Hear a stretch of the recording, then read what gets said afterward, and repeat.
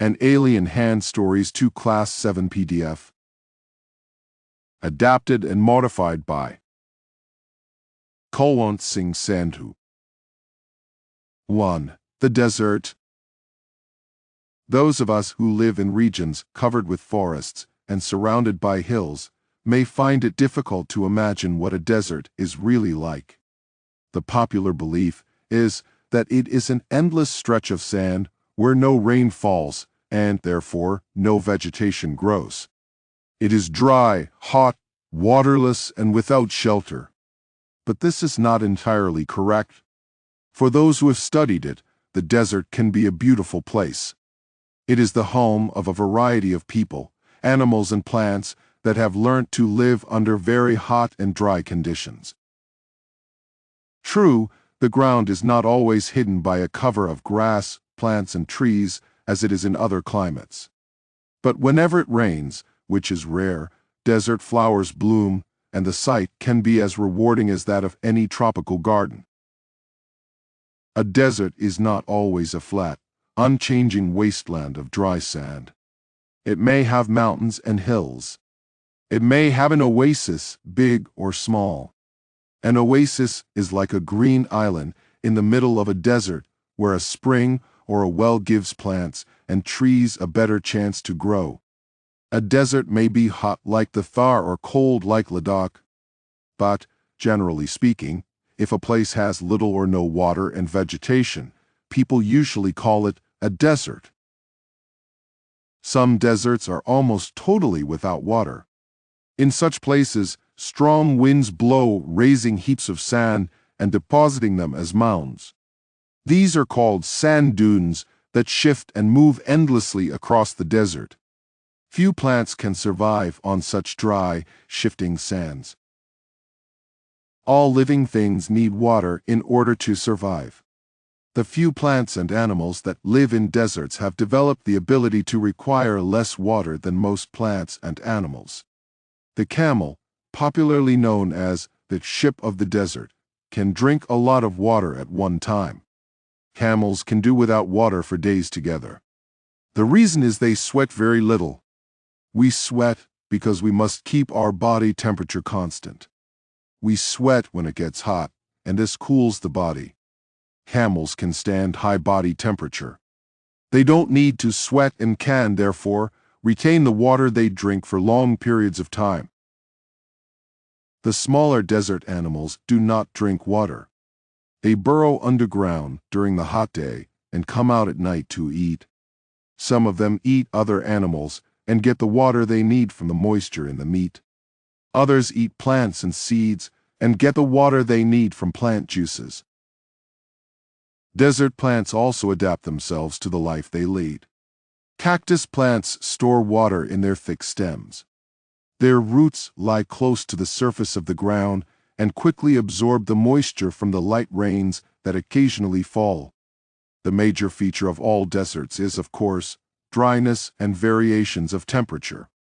In humid climates, the moisture in the air acts like a blanket and protects the Earth's surface from the hot rays of the sun.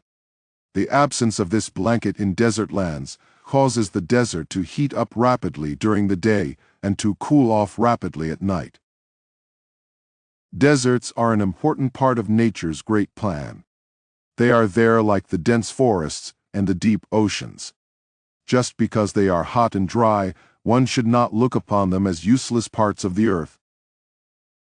2. The Cop and the Anthem. By O. Henry.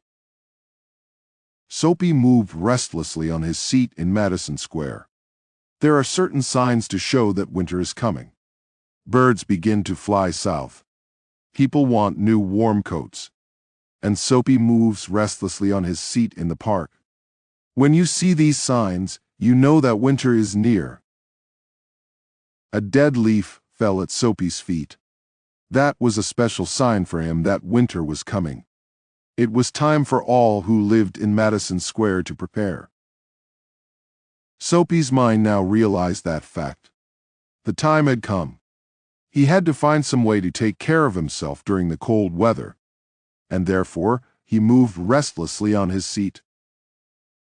Soapy's hopes for the winter were not very high. He was not thinking of sailing away on a ship. He was not thinking of southern skies or of the Bay of Naples. 3 months in the prison on Blackwell's Island was what he wanted. 3 months of food every day and a bed every night, 3 months safe from the cold north wind and safe from cops. This is what Soapy wanted most in the world. For years, Blackwell's Island had been his winter home. Richer New Yorkers made their plans to go to Florida or to the shore of the Mediterranean Sea each winter.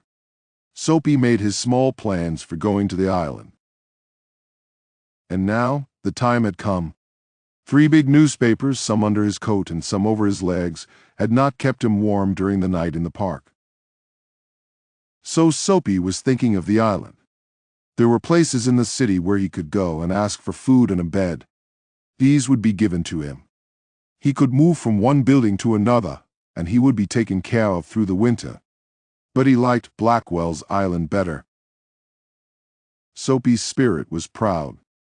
If he went to any of these places, there were certain things he had to do. In one way or another, he would have to pay for what they gave him. They would not ask him for money, but they would make him wash his whole body. They would make him answer questions. They would want to know everything about his life. No, prison was better than that. The prison had rules that he would have to follow. But in prison, a gentleman's own life was still his own life. Soapy, having decided to go to the island, at once began to move towards his desire. There were many easy ways of doing this. Pleasant way was to go and have a good dinner at some fine restaurant. Then he would say that he had no money to pay. And then a cop would be called. It would all be done very quietly. The cop would arrest him. He would be taken to a judge. The judge would do the rest. Soapy left his seat and walked slowly out of Madison Square to the place where the great street called Broadway and Fifth Avenue meet. He went across this wide space and started north on Broadway. He stopped at a large and brightly lighted restaurant. This was where the best food and the best people in the best clothes appeared every evening. Soapy believed that above his legs he looked all right. His face was clean. His coat was good enough. If he could get to a table, he believed that success would be his. The part of him that would be seen above the table would look all right. The waiter would bring him what he asked for. He began thinking of what he would like to eat. In his mind, he could see the whole dinner. The cost would not be too high. He did not want the restaurant people to feel any real anger. But the dinner would leave him filled and happy for the journey to his winter home. But as Soapy put his foot inside the restaurant door, the head waiter saw his broken old shoes and the torn clothes that covered his legs. Strong and ready hands turned Soapy around and moved him quietly and quickly outside again. Soapy turned off Broadway. It seemed that this most easy way to the island was not to be his. He must think of some other way of getting there. At a corner of 6th Avenue was a shop with a wide glass window, bright with electric lights. Soapy picked up a big stone and threw it through the glass. People came running around the corner. A cop was the first among them. Soapy stood still, and he smiled when he saw the cop. "Where is the man that did that?" asked the cop. "Don't you think that I might have done it?" said Soapy. He was friendly and happy. What he wanted was coming towards him. But the cop's mind would not consider Soapy. Men who break windows do not stop there to talk to cops. They run away as fast as they can. The cop saw a man further along the street, running. He ran after him. And Soapy, sick at heart, walked slowly away. He had failed 2 times. Across the street was another restaurant.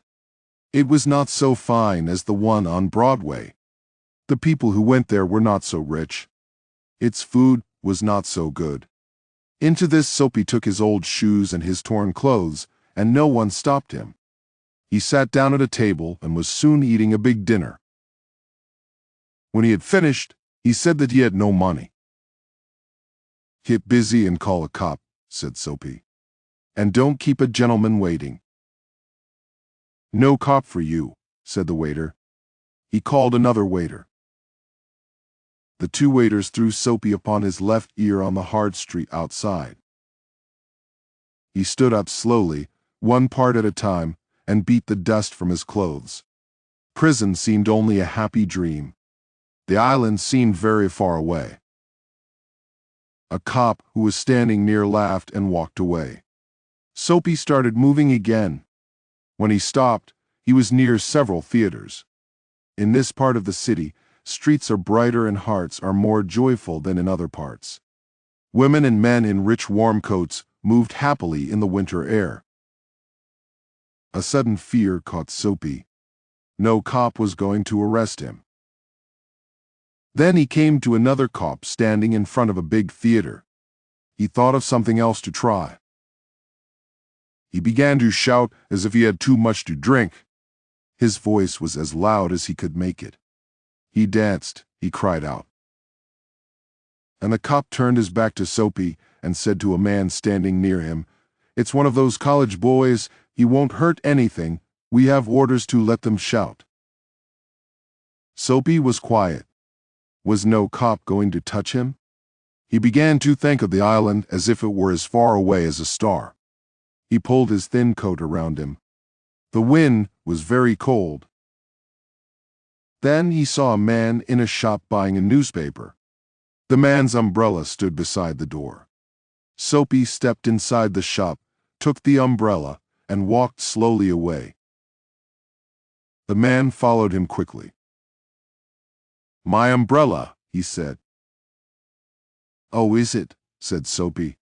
"Why did you call a cop?" "I took it. Your umbrella. Why didn't you call a cop? There's one standing at the corner." The man walked more slowly. Soapy did the same. But he had a feeling that he was going to fail again. The cop looked at the two men. "Aye," said the umbrella man. "That is, you know how these things happen. If that's your umbrella, I'm very sorry. I found it this morning in a restaurant. If you say it's yours, I hope you'll—" "It's mine," cried Soapy with anger in his voice. The umbrella man hurried away.